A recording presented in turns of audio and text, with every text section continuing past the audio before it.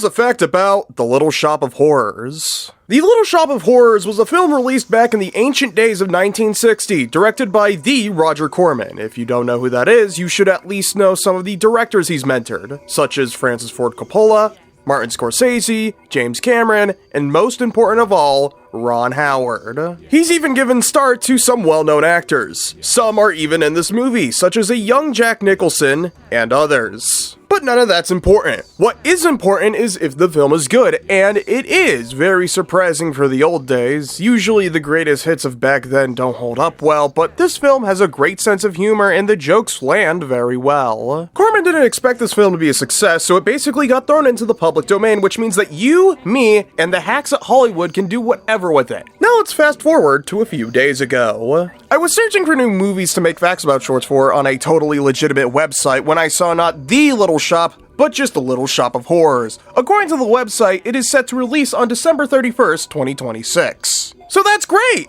I get to watch a movie before any of those critics, and people will inevitably come to me for their review fix instead of the others. And it's a remake of a film that I'm already familiar with, so what's the worst that could happen?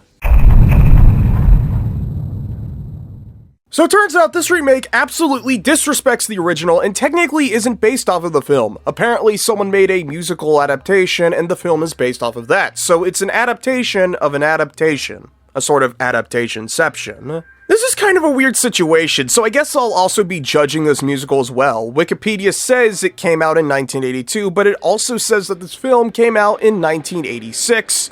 But that has to be wrong because if the film was 40 years old, I would have known about it by now. Very strange seeing such a falsehood on Wikipedia of all places. Point is, I don't really have a clear timeline of things, so I just have what's presented in the film. Apparently, this film was directed by the Frank Oz, the same one known for playing many popular Jim Henson characters such as Miss Piggy, Fozzie, and Cookie Monster. This does kind of make sense. Audrey Jr., the giant plant from the original film, has a lot of potential to shine with Henson tier puppeteering. Apparently, the stage show version uses a puppet for Audrey Jr., so there's already precedent set for amazing puppet work. But let's start with my grievances. Starting with...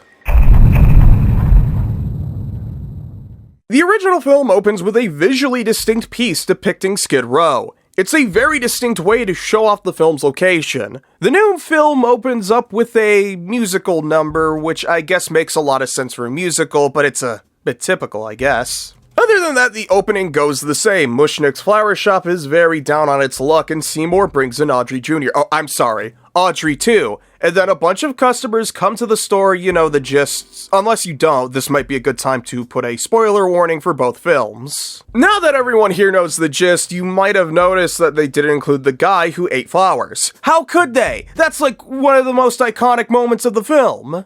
I'm only kidding, of course. It would be really silly for me to get all worked up over an inconsequential side character, and it's nice that the film isn't completely ripping off the original, but something I do want to note is that this remake takes place after a solar eclipse under JFK. After doing some research, I can safely place the film's time in 1962, same year the original film came out. Despite this, there are very blatant instances of modernization, which will show themselves throughout the film. Also, really weird change, but Mushnick straight up adopted Seymour. They kind of took the one bit from the original seriously, which is odd, but the film continues very similarly, with Seymour figuring out Audrey Jr./2 likes blood. But unlike the original, Seymour decides to take Jr. to a radio show with the most annoying host imaginable. Like, I'd almost think this was supposed to be a joke, but he's so annoying. If it was, it's a bad joke. And this goes on for a painful 1 minute and 13 seconds.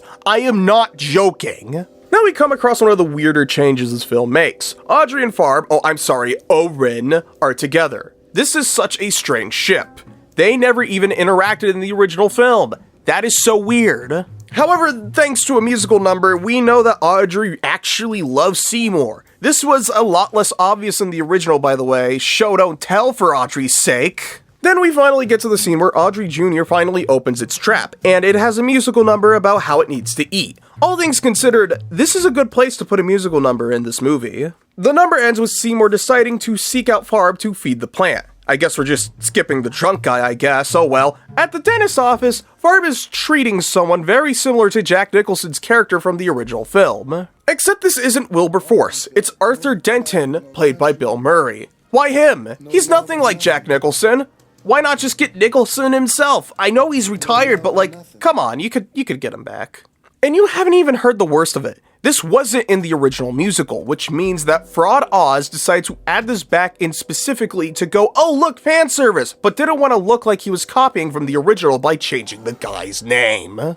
Sorry, got a little heated there. Next, Seymour tries to kill Farb, but instead Farb inhales gas and dies. This is different from the original, as Seymour ends up killing Farb on accident. The new movie's version of events just suck. It simultaneously makes Seymour more malicious, but still making him more cowardly, which makes his character worse. Then the film progresses pretty much like the original. Seymour chops up a corpse, and Mushnick sees. And thus, the investigation begins, except Joe Fink and Frank Stooley aren't here. There's not even analogs for them, unless you count these two who don't even say a single line before darting off. Instead, we get a song about how Seymour is such a nice guy, and then they make out. For so long, it suddenly becomes nighttime. Then Mushnick confronts Seymour about the killing, but things are different this time. Mushnick is now interested in getting a little something out of this, booting Seymour out and keeping the plant for himself. However, an ominous song from Audrey Jr. tells Seymour to turn the tables. How does Mushnick not hear this? Who knows? And then Audrey Jr. eats Mushnick, which is bullshit. Why would you kill off the best character from the original? And Seymour, despite seeing what's basically his dad get eaten by a plant right in front of him, doesn't really react. Instead, what gets to him are all the offers and sponsorships and TV shows he's being offered. Boo-hoo. And then he crashes out on live television like the brat he is. So Seymour and Audrey decide to take the money and book it. Which, like, didn't you guys sign a bunch of contracts? You know the TV guys are gonna find you, right? But Audrey, the plant, not the girl, has other plans and decides to invite Audrey, the girl, not the plant, over for supper, but Seymour saves the day. Then Seymour and Audrey have another moment, and then another forced cameo from Steve Buscemi, who tells them he wants to sell Audrey Jr.'s to all the people of the world. Seymour responds very calmly and goes to deal with the plant. What follows is a musical number where Audrey Jr. declares itself a mean green mother from outer space, unnecessary lore drop by the way. During the fight, Audrey declares that it will bust Seymour's balls and proceeds to do so, but he still manages to lunge and do stuntman shit. Do you know how much getting hit in the balls with a vine going faster than a vine would hurt? How the hell did Seymour manage to walk it off that fast? Whatever, Seymour beats the plant, and then he and Audrey move to a big house, and ooh, a little Audrey is there, no! At the end. Alright, now that we've got the film summary out of the way, let's start tearing this film apart properly and talking about some of the points I brought up earlier. Starting with... Let's begin with Seymour Krelborn. Oh, I'm sorry, Krelborn. Instead of just being a regular guy who accidentally kills people and decides to feed the plant because might as well, he's now a sociopath who willingly tried to kill someone. But then his victim just dies without him needing to do anything, so he's malicious, but also not. In the original film, Seymour actually pays for his crimes by being eaten by Audrey Jr. while trying to kill it. But in this version, Seymour gets off scot-free after being complicit in all the murder, and also he has glasses now. In a vacuum, this wouldn't be such a big deal. Seymour wasn't the toughest in the original, but this is a good example of this film's modernization, which will be more prevalent as we go on. Next up is the original Audrey. No, I mean the remake's original Audrey. However, I want to start with the original film and then talk about the new one so we can compare the old one with the new film, which is a musical based off of a musical based off of the old one. Now, in the original film, Audrey was a girl, a nice one, and really that's all she needed to be. But maybe a remake could possibly add some more depth to her, and this one did, but unfortunately they had to do it in a modern way. So now Audrey is a skank and a whore, and subtly implied to be a prostitute. But like, we already have so many prostitutes in modern Hollywood films. There's so many, I don't even need to come up with examples. You know exactly what I'm talking about. Now it's time to talk about the best character in the original film, Mr. Mushnick, who gets completely shafted in the remake. Now he's a joke character who gets munched. In the original, he was portrayed much more generously. When he initially found out about the plant-eating people, he confronted Seymour about it, and then after feeding a robber to it, he had to, trust me, he wants the plant out of his store. But in the remake, he instead tries to swindle Seymour into getting control over the plant. That's not the Mushnik I know, but I guess we can't have a guy like Mushnik be a good guy in a Hollywood movie. Let's move on to Phobos Farb, who's been renamed to Orin Scrivello for some reason. He's mostly the same, except for some reason he's with Audrey, the girl, not the plant. This just makes the film feel more fanfiction-y, and as we all know, fanfiction ruined modern writing, so this makes sense in a weird way. Moving on to Audrey Jr., or in this film Audrey 2, another instance of modernization for the folks in the back. Characterization-wise, this version is a lot more crass and obnoxious in order to make it hip. Also, Audrey Jr. is unfortunately CGI in this film. The Wikipedia page for this film claims that the plant is a puppet, but I've already demonstrated that Wikipedia isn't the most reliable source, so take that with a grain of salt. Maybe these tiny versions could be puppets, but once it gets so big it opens its Venus flytrap, pure computer graphics. How do I know? Well, look how it moves! No puppet could move that smooth. Also, what's the deal with this mean green mother from outer space bullshit? Of course this modern movie needs lore. What's next? Why do modern movies need so much lore? All we knew about the original Audrey the plant, not the girl, was that it was just a weird plant Seymour bought. But now they had to make it all confusing. What's next? A cinematic universe of Audrey 2s? Fuck off. Now let's take a moment to mourn the loss of all the characters left behind in favor for the 1962's equivalent of the guy who can't stop spamming their Discord Nitro soundboard. Seymour's mom, the two detectives, the burglar played by the writer.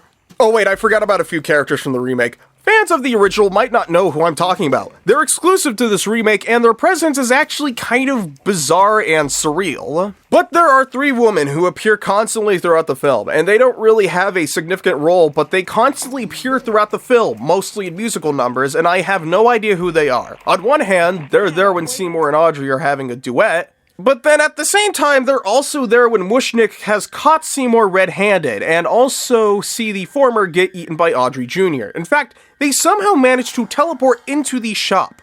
Why doesn't anyone call the cops? And I know what you're thinking, because it was the first thing that came to my head. Wait, I should probably bring up the more reasonable argument first. Some of the more sane facts about deniers may say, they're just background singers. They don't actually exist in universe, but they do. At the start of the film, Mushnik tells them to stop loitering at his store, and later they tell Audrey to dump Farb. These are real components of this world that are somehow omnipresent and can teleport. Now, I know the next thing some of you might say, so I might as well clear this up now. I'm not racist. Because I know some of you are thinking it, and I only thought of it because you did, so you're the one making it weird, not me. I'm not trashing these ladies because they're black, alright? I've been tearing apart every part of this film so far. It's only fair that I trash them. And for the record, I don't mind that there are black characters in this film. I mean, this is a poor neighborhood in the 1960s. It's historically accurate for black people to be down in Skid Row. In fact, there's a song at the beginning following numerous residents of Skid Row, some of which just so happen to be black. And you know what? I'll be fair. At least they didn't make any of the existing white characters black. Something that happens all the time in Hollywood and something that everyone, regardless of race, hates, so I'm not racist for putting this out. I also don't mind if they make new characters that are black, except they have to be added in a way that actually impacts the story. However, I don't expect these hack writers to accomplish this, or most of the ones in Hollywood today, as a matter of fact, so might as well not, bother. And once again, not racist. And anyone who says otherwise are idiots who don't deserve to watch my videos. Anyway, let's move on to, I actually kind of like the film's music a lot. I'm not a music nerd, so I can't tell you in intricate detail how the songs are good from a composition standpoint. They're just enjoyable, and despite being shoehorned in, actually fit very well, is what I would say if I didn't notice something. Take a listen to the song Something That's Green.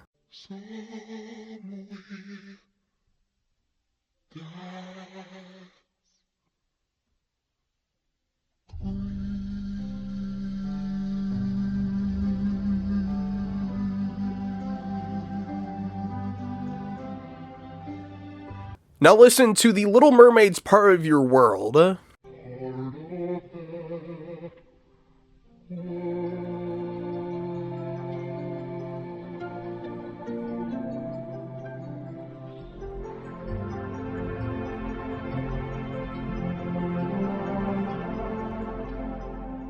They sound pretty similar, like almost plagiarism levels of similar. Actually, this is real plagiarism levels of similar. The frauds at the Geffen Company should be ashamed of itself for allowing this blatant stealing to happen. Reminder, this film comes out in 2026 and The Little Mermaid 1991. There's no excuse to rip off music from one of the most iconic musicals of our time, and that means that other songs are definitely stolen from somewhere else. However, I don't know which musicals they were taken from. If anyone knows where these melodies are originally from, shoot a comment down below. Once again, I like the songs and would like to take a listen to their original versions. And besides that, I think I've said everything I wanted to about the film. Despite all my critiques, it is a competent film. It's shot well, the sets look great, the actors give great performances, even if it is the world's least funniest dipshit. And I know I got real pissy that Audrey Jr. was CGI, but all things considered, it is pretty good CGI. It's almost like the plant was there. Thanks for watching Facts About Truthers. If you liked the video, subscribe to the Litter channel, and do some song searching for me. Next time, we'll be talking about how every copy of Plants vs. Zombies is personalized.